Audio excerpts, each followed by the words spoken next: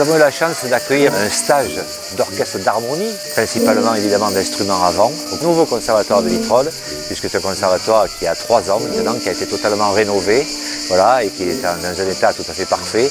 Donc on a pu accueillir ce stage de 60 musiciens et c'était un pur bonheur de travailler musicalement cette semaine. Les encadrants sont des professeurs qui enseignent dans les différentes écoles de musique des Bouches-du-Rhône, il y en avait quelques-uns, qui donc font profiter de leur savoir, qui les encadrent, qui les coachent un petit peu. Donc tous les instrumentistes et les stagiaires, qu'ils soient étudiants ou amateurs, ce sont des gens qui ont l'habitude de jouer en groupe puisqu'ils jouent dans leur villes et villages respectifs dans des harmonies ou des orchestres d'amateurs. Et les étudiants jouent au conservatoire où il y a aussi des orchestres, des classes d'orchestre. Et le but, c'est de les réunir sur un court séjour, dans ce montant des œuvres, en travaillant du matin au soir pendant 5-6 jours et de faire un concert à l'issue de ce stage. C'est vraiment la réunion de gens qui ne se connaissent pas de toutes les Bouches-du-Rhône. C'est multigénérationnel. Tu as 12 ans, 13 ans, 15 ans, jusqu'à 75 ans. Est-ce que les anciens s'occupent des jeunes? Est-ce que les jeunes s'amusent? C'est ce qui se passe.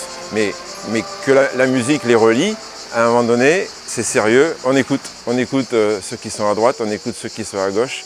Et en fait, ça crée une fusion de toutes ces générations.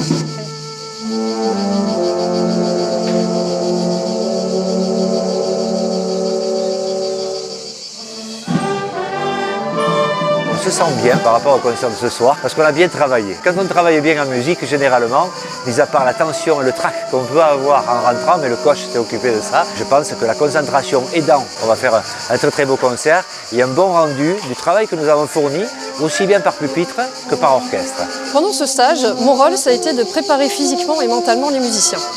En fait, il faut bien savoir qu'un musicien, son principal outil, c'est son corps, donc il faut absolument le préparer. J'ai proposé plusieurs types d'ateliers. Déjà des ateliers collectifs, donc c'est-à-dire avant chaque toutis. À ce moment-là, je les préparais physiquement, on faisait des échauffements. Et à la fin de la journée, comme ils étaient un peu fatigués, qu'ils commençaient un peu à se déconcentrer, je leur faisais des méthodes un peu de sophrologie pour qu'ils se reconcentrent et qu'ils profitent à fond de la dernière répétition de la journée.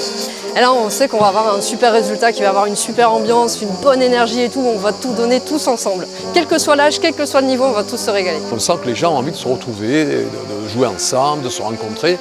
Et c'est le mot magique, c'est la rencontre. Et cette rencontre qui amène, après cette période un peu tourmentée, du bonheur, de la joie et de l'humanité, quoi.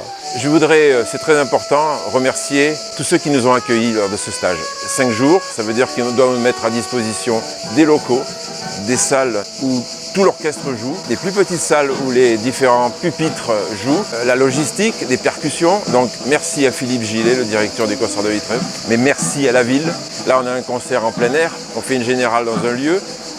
On va au concert, donc il faut des techniques qui nous déplacent, qui nous remettent la config. Il y a toute une équipe et tous les profs de sax, je ne vais pas tous les citer. Si je commence à les citer, je vais les oublier. Ils sont là pour les encadrer, faire du détail. C'est une vraie équipe qui s'est créée il y a 5 jours. Mais la musique relie, il y a plusieurs manières de relier les gens entre eux. C'est une belle manière.